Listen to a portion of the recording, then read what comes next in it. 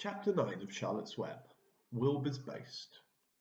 A spider's web is stronger than it looks. Although it is made of thin, delicate strands, the web is not easily broken. However, a web gets torn every day by the insects that kick around in it, and a spider must rebuild when it gets full of holes.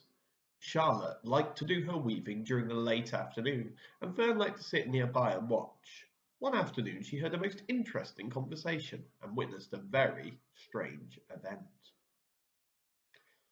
"You've got awfully hairy legs, Charlotte," said Wilbur, as the spider busily worked at her task. "My legs are hairy for a very good reason," replied Charlotte. "Furthermore, each leg of mine has actually got 7 parts. There's the coxa, the trochanter, the femur, the patella, the tibia, the metatarsus, and the tarsus." Wilbur sat bolt upright. "You're kidding," he said. "No, I'm not either," she replied. "Say those names again. I didn't catch them the first time." "Coxa, trochanter, femur, patella, tibia, metatarsus, and tarsus." "Goodness," said Wilbur, looking down at his own chubby legs. "I don't think my legs have got 7 sections." "Well," said Charlotte, "you and I lead very different lives. You don't have to spin a web. That takes real leg work." "I could spin a web if I tried," said Wilbur, boasting. "I've just never tried." "Let's see you do it then," said Charlotte. And Fern chuckled softly, and her eyes grew wide with love for the pig. "Okay," replied Wilbur. "You coach me, and I'll spin one. Must be a lot of fun to spin a web. How do I start?" "Take a deep breath," said Charlotte, smiling, and Wilbur breathed deeply. "Now climb to the highest place you can get to, like this," said Charlotte, and she raced up to the top of the doorway. Wilbur scrambled to the top of the manure pile. "Very good," said Charlotte. "Now you make an attachment with your spinnerets. Hurl yourself into space and let out a drag line as you go down." Wilbur hesitated a moment, and then he jumped out into the air. He glanced hastily behind him to see if a piece of rope was following him to check his fall, but nothing seemed to be happening in his rear. And the next thing he knew, he landed with a thump. "Oof!" he grunted. Charlotte laughed so hard that her web began to sway. "What did I do wrong?" asked the pig when he had recovered from his bump. "Nothing," said Charlotte. "It was a nice try." "I think I'll try again," said Wilbur cheerfully. "I believe what I need is a little piece of string to hold me." The pig walked out to his yard. "You there, Templeton," he called, and the rat poked his head out from under the trough. "Have you got a little piece of string I can borrow?" asked Wilbur. "I need it to spin a web." "Yes, indeed," replied Templeton, who saved string. "No trouble at all. Anything to oblige." He crept down into his hole, pushed the goose egg out of the way, and returned with an old piece of dirty white string. Wilbur examined it. "Yes, that's just the thing," he said. "Tie one end to my tail, will you, Templeton?" Wilbur crouched low with his thin curly tail towards the rat. Templeton seized the string, passed it around the end of the pig's tail, and tied 2 half hitches.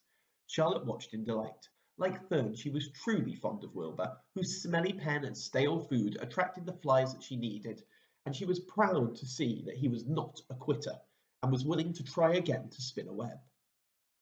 While the rat and the spider and the little girl watched, Wilbur climbed again to the top of the manure pile, full of energy and hope. "Everybody watch!" he cried, and summoning all his strength, he threw himself into the air head first. The string trailed behind him, but as he had neglected to fasten the other end to anything, it didn't really do any good, and Wilbur landed with a thud, crushed and hurt. Tears came to his eyes. Templeton grinned. Charlotte just sat quietly, and after a bit she spoke. "You can't spin a web, Wilbur, and I advise you to put the idea out of your mind. You lack 2 things needed for spinning a web." "What are they?" asked Wilbur sadly. "You lack a set of spinnerets, and you lack know-how. But cheer up, you don't need a web. Zuckerman supplies you with 3 big meals a day. Why should you worry about trapping food?"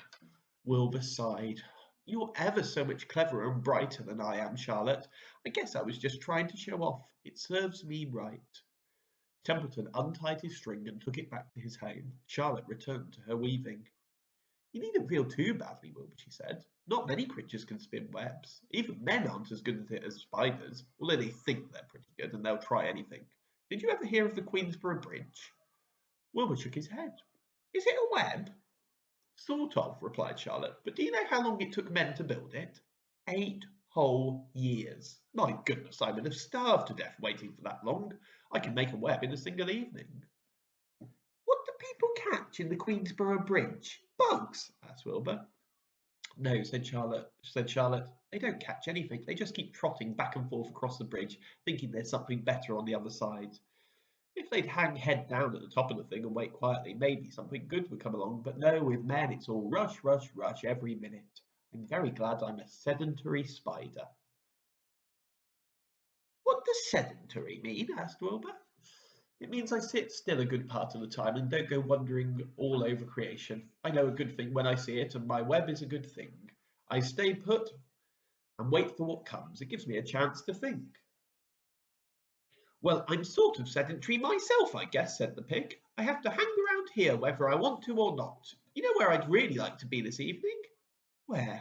In a forest, looking for beechnuts and truffles and delectable roots, and pushing leaves aside with my wonderful strong nose, searching and sniffing along the ground, smelling, smelling, smelling.